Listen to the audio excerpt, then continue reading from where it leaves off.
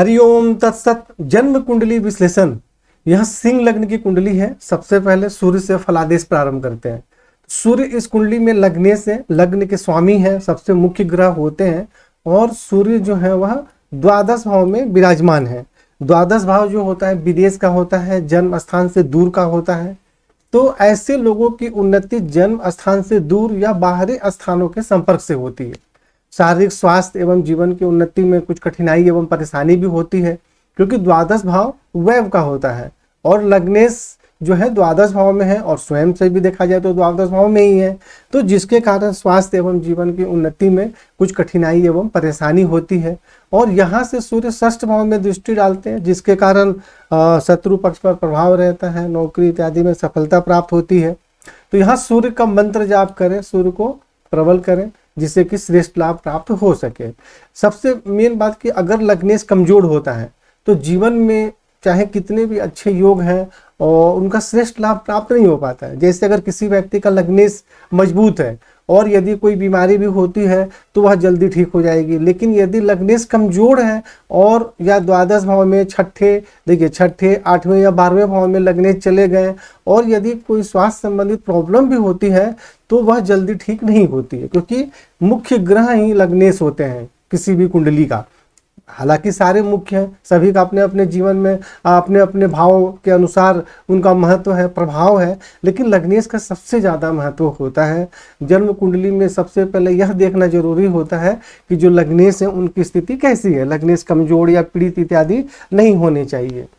तो आपको सूर्य का मंत्र जाप करें, सूर्य को जल अर्पित करें और महामृत्युंजय मंत्र का भी जाप करें। चंद्रमा इस कुंडली में द्वादश भाव के स्वामी है, यानी विदेश के स्वामी है, खर्च के स्वामी है, बाहरी स्थानों के संपर्क के स्वामी है और सप्तम भाव में केतु के साथ विराजमान है। देखिए, और इस पर राहु की दृष्टि है और शनि की भी दृष्टि है। तो चंद्रमा है उनको राहु केतु शनि ही पीड़ित करते हैं, बाकी कोई ग्रह ऐसे पीड़ित नहीं करते हैं। तो चंद्रमा सप्तम भाव में आ गए और राहु केतु शनि तीनों से पीड़ित हो गए, तो जिसके कारण वैवाहिक जीवन के सुख में कठिनाई एवं परेशानी होती है, मतभेद होता है, दैनिक व्यवसाय में भी कठिनाइयों का सामना करना पड़ता है, मानसिक परेशानी बनी रहती है। और खर्च के स्वामी अगर पीड़ित हो जाते हैं तो अत्यधिक एवं फिजूल खर्च होता है बिना वजह। जैसे खर्च तो सभी लोग करते हैं, जैसे अपने जीवन में जो जरूरी कार्य है उसके लिए भी खर्च करते हैं, लेकिन यदि द्वादश भाव के स्वामी या द्वादश भाव पीड़ित हो जाते हैं तो बिना वजह अत्यधिक फिजूल खर्च भी होने लग जाता है। और मानसिक परेशानी तो होगी ही, क्योंकि चंद्रमा मन के कारक है।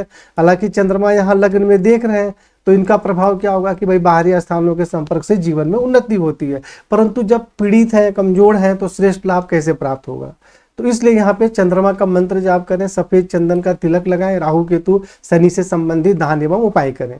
मंगल इस कुंडली में चतुर्थ भाव के स्वामी हैं, यानी माता भूमि भवन के स्वामी हैं और भाग्य के स्वामी हैं, केंद्र और त्रिकोण के स्वामी हैं। और मंगल सिंह लग्न की कुंडली में राजयोग ग्रह माने जाते हैं और मंगल एकादश भाव में विराजमान है। तो यहाँ विराजमान होने के कारण आमदनी अच्छी होती है, माता भूमि भवन वाहन का सुख प्राप्त होता है, भाग्य की विशेष उन्नति होती है, धर्म का पालन करते हैं, उच्च शिक्षा प्राप्त होती है। और यहाँ से मंगल दृष्टि डाल रहे हैं द्वितीय भाव में, तो जिसके कारण धन एवं कुटुंब का सुख प्राप्त होता है, धन का संग्रह होता है। और पंचम भाव में दृष्टि के कारण विद्या बुद्धि संतान का सुख प्राप्त होता है।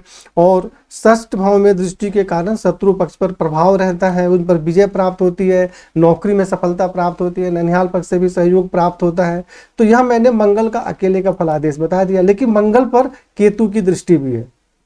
तो अब मंगल पर जब केतु की दृष्टि है तो मंगल से संबंधित जो मैं लाभ बता रहा था उन सब में परेशानी होगी।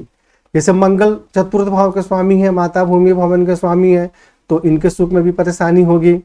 और भाग्य भाव के स्वामी हैं तो इनमें भी परेशानी होगी। और एकादश भाव जो होता है आमदनी के होते हैं, बड़े भाई बहन के होते हैं, तो इनमें भी परेशानी होगी। यानी यदि केतु की दृष्टि नहीं होती मंगल पर तब तो बहुत अच्छा फलादेश था, लेकिन केतु की मंगल पर दृष्टि होने के कारण मंगल जिस भाव के स्वामी है उनके सुख में भी परेशानी होगी और जिस भाव में पीड़ित हो रहे हैं उनसे संबंधित भी परेशानी होगी। तो इसलिए यहाँ मंगल को, और अंश बल में भी मंगल कमजोर है, तो मंगल को प्रबल करें और केतु से संबंधित दान एवं उपाय करें, तो इससे संबंधित जो परेशानी हो रही है उसमें बहुत ज्यादा कमी आएगी। बुध जो है इस कुंडली में आय भाव के स्वामी है और धन भाव के स्वामी है, मतलब आयेश भी है और धनेश भी है, और बुध द्वादश भाव में चले गए। तो ऐसी स्थिति में आमदनी प्राप्त करने में कठिनाइयों का सामना करना पड़ता है और बाहरी स्थानों के संपर्क से आमदनी होती है, यानी आमदनी से ज़्यादा खर्च होती है और आमदनी प्राप्त करने में कठिनाइयों का सामना भी करना पड़ता है। आमदनी से ज़्यादा खर्च भी होती है और धन एवं कुटुंब के सुख में भी कठिनाई एवं परेशानी होती है और धन का संग्रह सही प्रकार से नहीं हो जाता। अर्थात कि ऐसे व्यक्ति बहुत ज़्यादा अपने सुख सुविधाओं के लिए या किसी भी कार्य के लिए खर्च करते हैं। और यहाँ से बुध अगर षष्ठ भाव में दृष्टि डालेंगे तो वहाँ पर जो खर्च के माध्यम से शत्रु पक्ष पर प्रभाव स्थापित करने का प्रयत्न करते हैं और नौकरी में सफलता प्राप्त होती है। तो बुध जो है इनका आपको हालांकि अंश बल में मजबूत है, लेकिन द्वादश भाव में चले गए, खर्च के घर में चले गए, धन के स्वामी और आय भाव के स्वामी। तो यहाँ पे बुध का मंत्र जाप करें और लक्ष्मी मंत्र का जाप ऐसे व्यक्ति को विशेष करना चाहिए। लक्ष्मी मंत्र का जाप भी करना चाहिए और अपने खर्च को भी कंट्रोल करना चाहिए। सिर्फ ग्रहों के उपाय करने से समस्या का समाधान नहीं होगा, उसके साथ साथ हमें अपने जीवन में भी देखना पड़ेगा कि यदि हमसे कुछ गलती हो रही है तो उसे भी अपने को सुधारने का प्रयत्न करना चाहिए। गुरु जो है इस कुंडली में पंचम भाव के स्वामी है, यानी विद्या बुद्धि संतान के स्वामी है और आयु के भी स्वामी है और त्रिकोण के स्वामी हैं। तो गुरु जो होते हैं कारक होते हैं, लेकिन अष्टम भाव के स्वामी भी हैं तो थोड़े उसको अकारक भी होते हैं। और ये कहाँ चले गए? द्वादश भाव में, अपने उच्च राशि में। देखिए गुरु अपने उच्च राशि में है, लेकिन कहाँ है? द्वादश भाव में और 26 अंश के, अंश बल में कमजोर है और सूर्य के साथ बैठे हैं। तो सूर्य 22 अंश के हैं और गुरु 26 अंश के हैं, तो ज्यादा दूरी नहीं है ग्रहों के, अंशात्मक दूरी, तो जिसके कारण यह अस्त का भी प्रभाव हो जाएगा। यानी गुरु उच्च राशि में तो बैठे हैं परंतु कमजोर हैं। तो यहाँ विराजमान होने के कारण विद्या बुद्धि संतान का सुख तो प्राप्त होता है, लेकिन उनमें कुछ कठिनाई एवं परेशानी भी होती है। कई बार ऐसे व्यक्ति के संतान मतलब कि दूर जाकर निवास करते हैं या जॉब करने के लिए, पढ़ाई करने के लिए या किसी भी चीज़ को करने के लिए, क्योंकि मैंने पहले भी बताया कि द्वादश भाव विदेश का होता है, जन्म स्थान से दूर का होता है और संतान का स्वामी अगर यहाँ चला गया तो अपने से दूर जाकर संतान निवास करते हैं। और यहाँ से जो गुरु हैं वह दृष्टि डाल रहे हैं चतुर्थ भाव पे, जिसके कारण माता भूमि भवन वाहन का सुख प्राप्त होता है। षष्ठ भाव में दृष्टि के कारण जो है ननिहाल पक्ष से सहयोग प्राप्त होता है। आप बुद्धि विवेक खर्च के माध्यम से भी शत्रु पक्ष पर प्रभाव स्थापित करते हैं। और अष्टम भाव में स्वयं के घर में दृष्टि के कारण जो है आयु में वृद्धि होती है। और पंचम भाव के भी स्वामी है। पंचम भाव ज्ञान विद्या बुद्धि के मतलब कि स्वामी होते हैं, पंचम भाव घर होता है। और जो अष्टम भाव होता है एक तरह से किसी विशेष प्रकार के ज्ञान शोध गुप्त ज्ञान का भी घर होता है। तो अब ज्ञान के स्वामी जो है अष्टम भाव में अपने ही घर में देखेंगे तो ऐसे व्यक्ति किसी प्रकार के विशेष ज्ञान या शोध या गुप्त रहस्य इन सब के मतलब रिसर्च करें तो उसमें सफलता मिलती है विशेष, और आयु में वृद्धि होती है। लेकिन गुरु कमजोर है तो गुरु को प्रबल करना जरूरी है। जब आप गुरु को प्रबल करेंगे तभी जाकर श्रेष्ठ लाभ प्राप्त हो पाएगा। फलादेश के अनुसार कोई ज्यादा परेशानी का योग नहीं है, लेकिन यहाँ गुरु को प्रबल करना अत्यंत ही आवश्यक है। शुक्र जो है इस कुंडली में तृतीय भाव के स्वामी है और दसम भाव के स्वामी है, यानी पिता राज रोजगार के भी स्वामी हैं और भाई बहन के भी स्वामी हैं। और यह भी द्वादश भाव में चले गए और सूर्य के साथ यह भी हैं, जबकि 18 और 22 अंश के दोनों में अंशात्मक दूरी कम है। जैसे बुध थे लेकिन अंशात्मक दूरी बहुत ज़्यादा कम नहीं था और बुध वक्री भी थे तो इसलिए ज़्यादा बलिंग है। लेकिन जो जिस प्रकार गुरु जो है इनमें अंशात्मक दूरी ज़्यादा नहीं है, उसी प्रकार शुक्र और सूर्य में भी अंशात्मक दूरी ज़्यादा नहीं है। तो सूर्य के प्रभाव में बहुत कम, हालांकि ऐसा माना जाता है कि शुक्र यदि द्वादश भाव में जाते हैं तो उनके सुख में कमी नहीं होती है। जैसे बाकी ग्रह यदि द्वादश भाव में चले जाते हैं तो उनसे संबंधित सुख में कमी होती है, क्योंकि द्वादश भाव खर्च के होते हैं। लेकिन शुक्र पर ऐसा नियम लागू नहीं होता है। ऐसा माना जाता है कि द्वादश भाव में शुक्र जाकर कमजोर नहीं होते हैं। लेकिन यहाँ पर तो अस्त भी हो गए, सूर्य के साथ बैठ गए, तो जिसके कारण भाई बहन पिता राज रोजगार के क्षेत्र में कठिनाई एवं परेशानी होती है। और ऐसे व्यक्ति का जो रोजगार होता है जन्म स्थान से दूर या बाहरी स्थानों के संपर्क से होता है। तो यहाँ पे जो शुक्र जो है उनका मंत्र जाप इत्यादि करना चाहिए।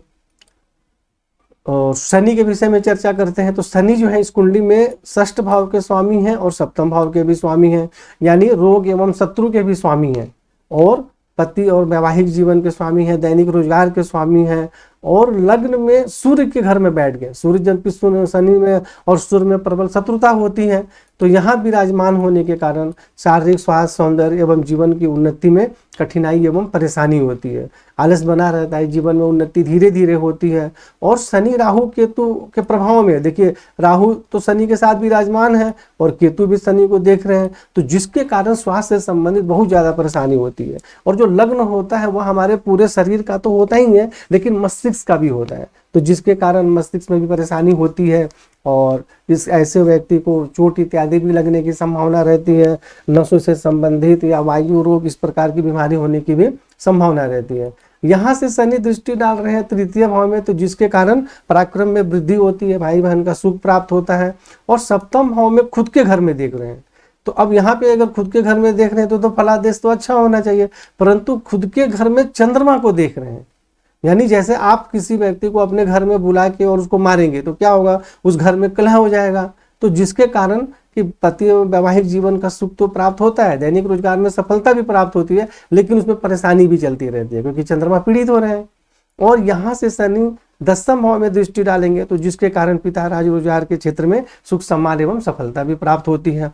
तो यहाँ आपने इस प्रकार देखा कि एक ही ग्रह लाभ और हानि दोनों देते हैं। वह ग्रह किस राशि में बैठा हुआ, अपने मित्र के राशि में बैठा हुआ है या शत्रु के राशि में बैठा हुआ है, और दृष्टि डाल रहा है तो वह कहाँ डाल रहा है, जहाँ दृष्टि डाल रहा है वहाँ कौन ग्रह विराजमान है, तब जाकर फलादेश का आखिरी निर्णय होता है। तो यहाँ पे शनि को तो ऐसे आकारक माना ही जाता है, लेकिन ऐसा कोई जरूरी नहीं है कि कुंडली में आकारक है तो हर जगह परेशान नहीं करेगा, लेकिन वो विराजमान ऐसे जगह पर हो गए हैं जहाँ पर कि परेशानी का योग बना रहे, तो जिसके कारण परेशानी ज्यादा होगी। तो शनि से संबंधित दान एवं उपाय करना है। शनि राहु केतु का रत्न बिल्कुल भी धारण नहीं करना है।